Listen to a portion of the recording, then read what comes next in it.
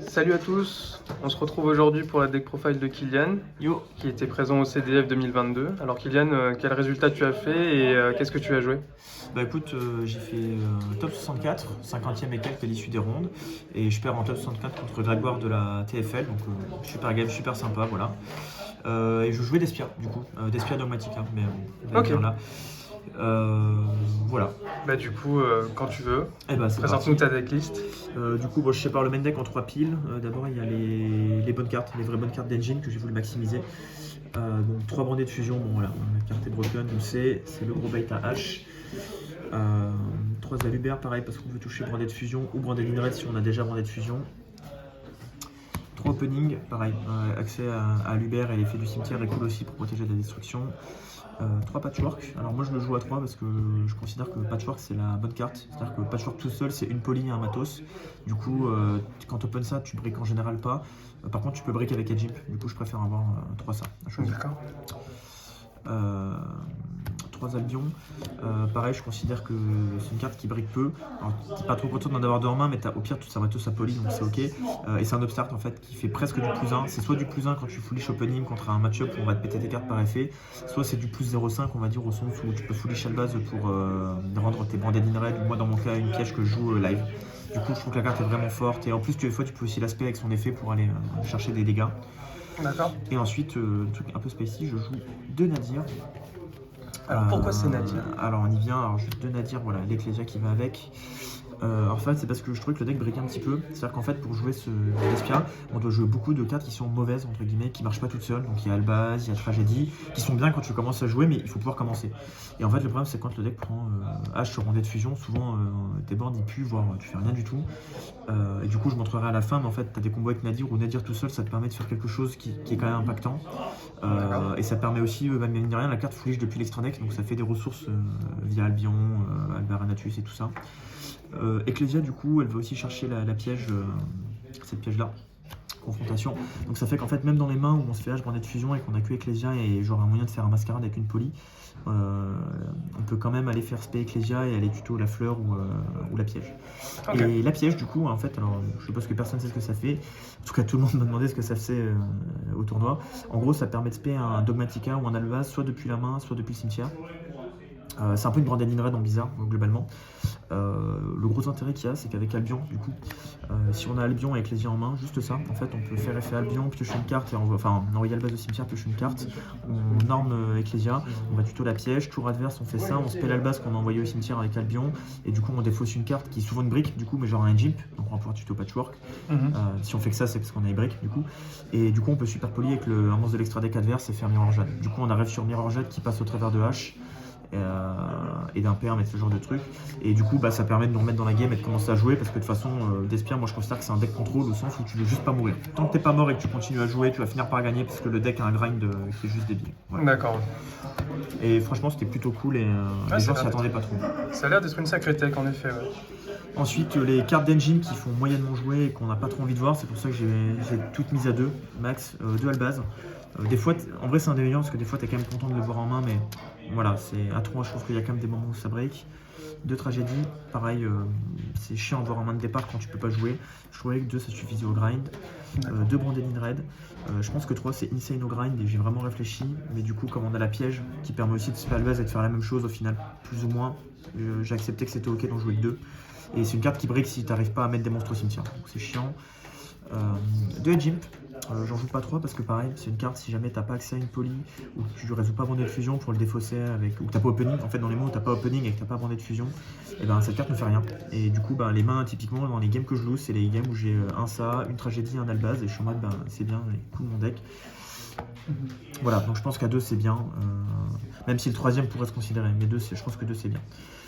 2 poly, pareil, c'est pour l'engine, c'est une break. Après, c'est ok des fois en main de départ, mais globalement, c'est plutôt une break. Un ad libitum que tu es obligé de jouer parce que pour renforcer tes combos et faire des vrais boards et au grand game. Une snow que j'ai pas utilisé tant que ça ce week-end. Des fois, je me suis tâté à l'enlever, mais il y a des fois, c'est vraiment pratique et ça t'achète des parties. Donc, je pense que c'est quand même nécessaire, mais bon, ça. ça pourrait se discuter. Une fleur de lys, alors ça va aller là-bas. Une fleur de lys, pareil, ça c'est plutôt sur Ecclesia quand on n'a pas accès à le base, pour qu'on ait au moins quelque chose, negate. Et dans les combos, il y a des cas où on peut avoir les deux, ça permet de moduler. Je la joue à la place de Mercourier, parce que ouais, je ne joue pas Mercourier, je ne joue pas Lost. Je considère que Mercourier c'est une grosse brique qui fait absolument rien tout seul. Si tu peux pas résoudre ta combo, c'est de la merde. Et le problème c'est qu'en fait, comme tout le monde, je m'attendais à ce que tout le monde joue plein d'entrap, Sword Soul, etc. Je me suis dit, en fait, je vais jamais résoudre mes full combos. Donc en fait, Mercourier, ça va juste être une carte qui va pioncer dans ma main et qui fait rien. Quitte à avoir ça, je préfère avoir un truc qui tape à 3000, qui est magicien si jamais tu prends village, et ça m'a servi ce week-end. La carte était juste bien, en vrai, c'était cool. Ok, d'accord. Voilà. Et les free spots, du coup, il y a un demi free spot. On a joué 3 droplets, donc ça j'en ai parlé avec mon pote Clément de la peau. Il m'a convaincu plutôt de partir là-dessus. On avait peur de Bagouska, ça gère Bagouska. Les boards sur tool sont assez chiants, donc c'est quand même cool d'avoir droplet. Contre Despia c'est moyen, mais au pire tu peux dodge une interrupt, tu peux dodge un Veiler sur Chimère quand t'as pas poli. Enfin, la carte était ok. Franchement c'est une bonne carte, ça permet de respecter combo. Ça c'est moi qui ai convaincu Clément de le jouer. On jouait 3 Nibiru main. Parce que contre Sword Soul, les gens ne respectent pas, ils font tous Shishin Longwan. Du coup, ça te permet de reset le board et de pouvoir jouer quand t'es deuxième. Contre Despia, dans ma version, à cause de l'autre carte que je joue, c'est vraiment bien parce qu'en fait, si tu reset le board, tu pars au grind. Et du coup, en général, au grind, t'arrives à t'en sortir quand t'es deuxième. Parce que je trouvais que le match-up était vraiment trop dur second, si les gens savent jouer. Ça a fait chier pas mal de decks combo, ça fait chier ça là aussi qu'on voulait respecter. Voilà, oui, sauf la Lopibli, c'était bien. Donc, franchement, la carte était bien, je suis très content de les avoir joués. Un cold, on n'aime pas H Blossom, et c'est fort contre Brandon Red, voilà. Et je jouais un banishment, du coup. Banishment, donc pour ceux qui connaissent pas la carte, c'est tu spé une fusion 8 ou plus du cimetière ou en Despia, et après tu super poli avec ce que tu veux du board, et ça banni au lieu d'envoyer au cimetière. Du coup, je jouais pas super poli, je trouvais que c'était trop lean, c'était trop ciblé sur Despia, et c'était trop mauvais dans trop de match-up. La discard est trop chère. Je préférais jouer 100 x 1 parce que je peux la tuto. Du coup en miroir en général le but c'est quand t'es deuxième souvent c'est de passer en force, de faire en sorte qu'il puisse pas te la casser avec Chimère ou de faire Nibiru pour reset le board, et derrière dès que t'as ça, si le mec la joue pas en fait t'as quasiment sûr de gagner parce que plus le mec va jouer plus la carte est forte, et si le mec ne joue pas du coup il joue lentement, du coup vous allez au grind game, et du coup si tu joues mieux que le mec en face en général tu gagnes. C'était vraiment insane, et en plus ça te permet de jouer sous barrière dim ou des trucs comme ça post-side parce que du coup tu peux faire des trucs pendant le tour adverse et ça prend pas par fin. Je crois que la carte était vraiment ouf. Ça a l'air vraiment très cool en effet. Voilà, et je joue à 40, du coup je considère qu'il faut rentrer, il faut toujours se débrouiller pour jouer à 40, sauf si tu veux diluer tes briques, et là tu joues 60, mais tu joues pas des listes entre les deux. Voilà. L'extra deck du coup, alors d'abord les kills et les cartes qu'on joue pour taper, demi-range Jade. Cet extra deck broken, c'est du +3 summon via le grind et tout, c'est trop fort. 2 mascarades pour punir les decks combo ou un peu midrangish, c'est vraiment cool, ça punit aussi Flunder. Voilà, je prendrai même match-up après, mais la carte est vraiment cool pour ça. Un Drago Stapelia, pareil, c'est staple, c'est très fort contre Sword Soul, c'est assez fort contre Flunder, c'est bien. Un Quereti, c'est staple aussi, t'es obligé de la jouer pour jouer autour de Super Poly ou de certaines choses.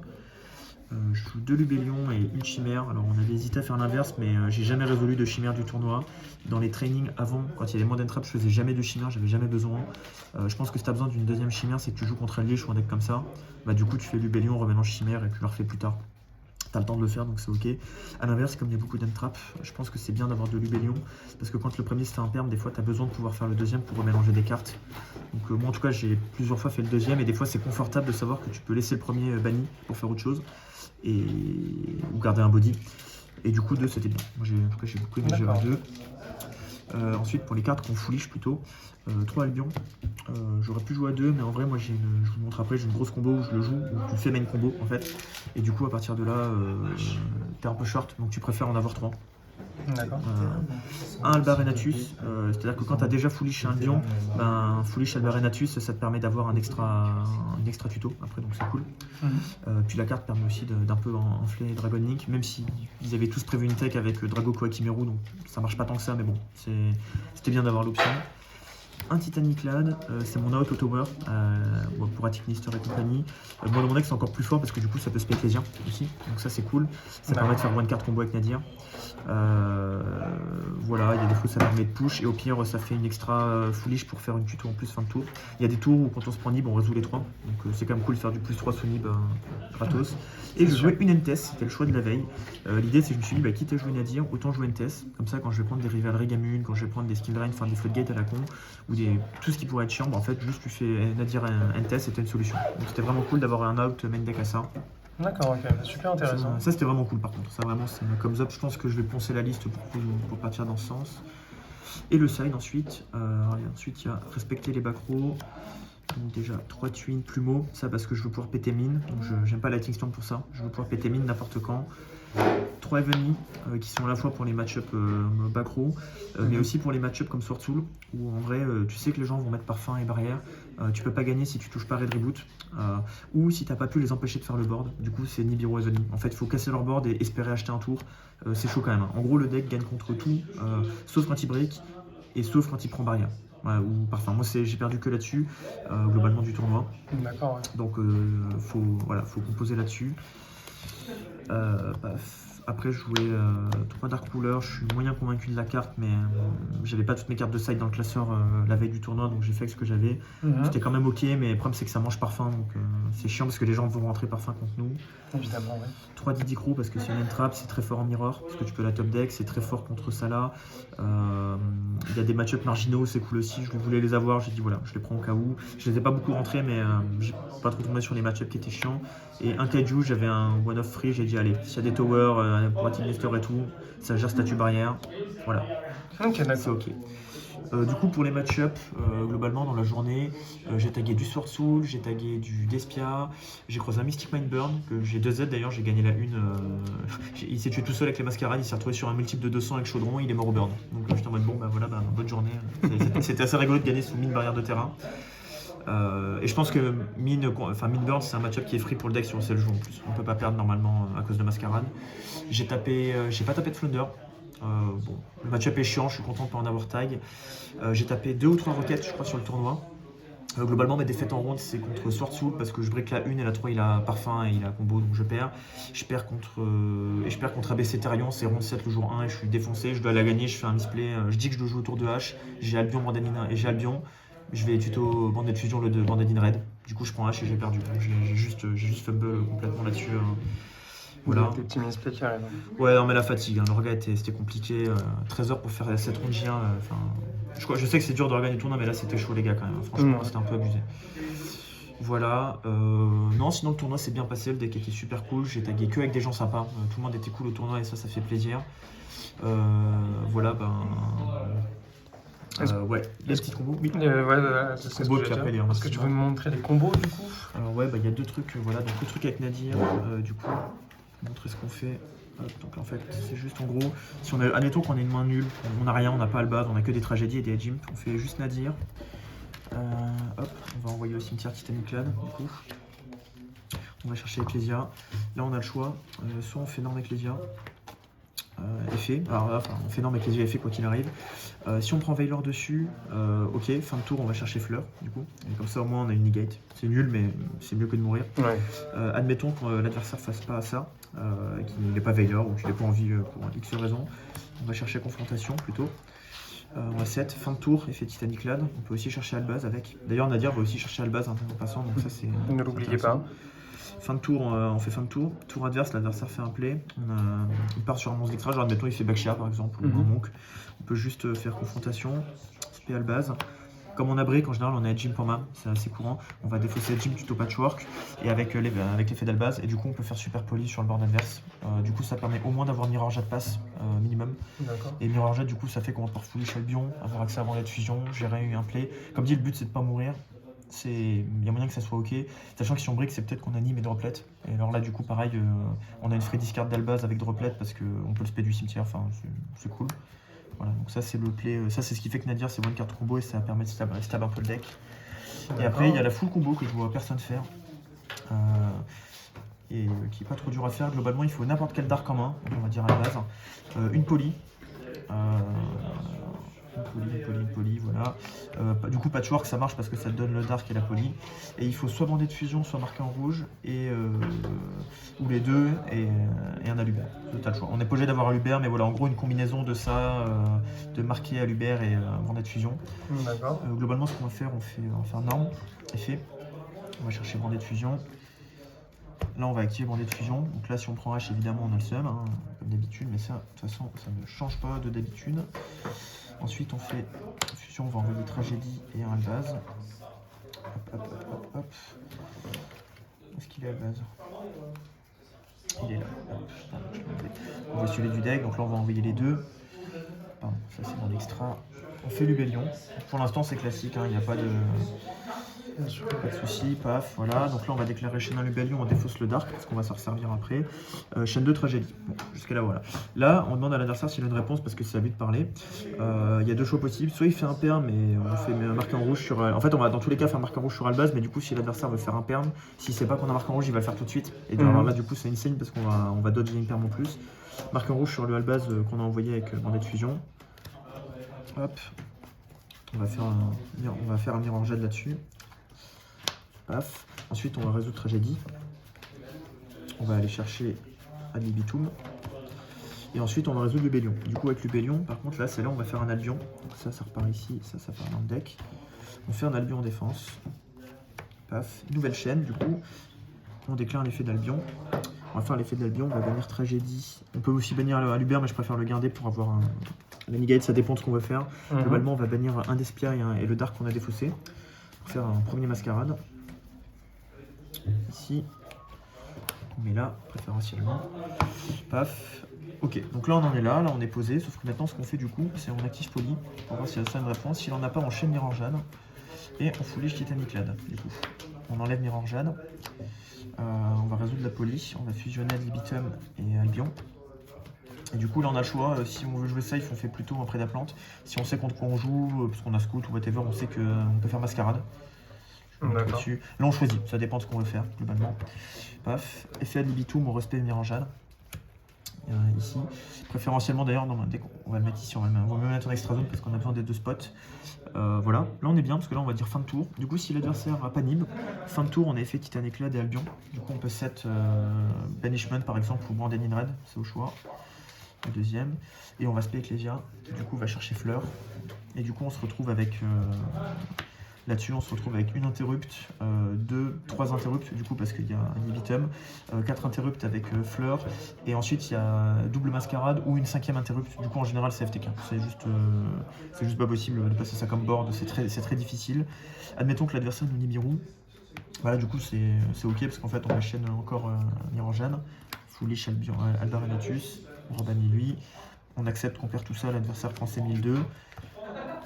Sauf que du coup, en fait, en fin de tour, on a toujours spé Ecclesia, on a toujours la tuto de ça, on a toujours marqué en rouge, on va tuto la fusion. Du coup, on se retrouve avec une negate et 2 interrupts là. L'adversaire a quand même cramé Nibiru. Voilà, c'est ok. Voilà, et la loupe, en fait, quand on peut faire ça, on le fait tout le temps et on va tout droit. Parce qu'il n'y a pas de raison de jouer autour des entrappes pour ça. En fait, tu vas les prendre de toute façon après, donc autant y aller tout de suite. Ouais, ça a l'air d'être très fort en effet. Ouais, cette loupe, honnêtement, c'est quasiment FTK. Si les gens n'ont pas un empilement de power card, jamais tu passes ça. Et c'est ce que j'aimais bien avec le deck aussi, c'est que les gens connaissaient pas cette loupe, du coup, ils se sont fait avoir à chaque fois dedans. Voilà. D'accord, ok, très bien. Et bah écoute, est-ce que tu as un dernier mot à dire, des remerciements, un shout-out? Écoute, merci à Kader de m'avoir prêté le Albar Enatus et la piège, parce que j'y avais pas accès. Merci à Mathieu Lachny, le bro, d'avoir prêté la chimère qui n'est pas la mienne et le Quaretis et d'autres cartes parce que sinon j'aurais pas pu jouer le deck. Merci à la Team Po parce que j'ai pu traîner avec Florian Coste qui fait top 16, on a pas mal bossé les listes. Merci à Clément et tout pour le taf là-dessus. Merci à FS et surtout à Suarez pour le petit coaching le matin, ça fait plaisir, le samedi matin on en avait bien besoin. Bravo à tous mes bros de la Game Wave, du coup à Jérémy et à Seb, du coup on a tous les 3 tops dans la team donc c'était cool. Bon, on s'arrête en top 32 mais on est content franchement vu l'état du tournoi et tout, on est content de nos résultats.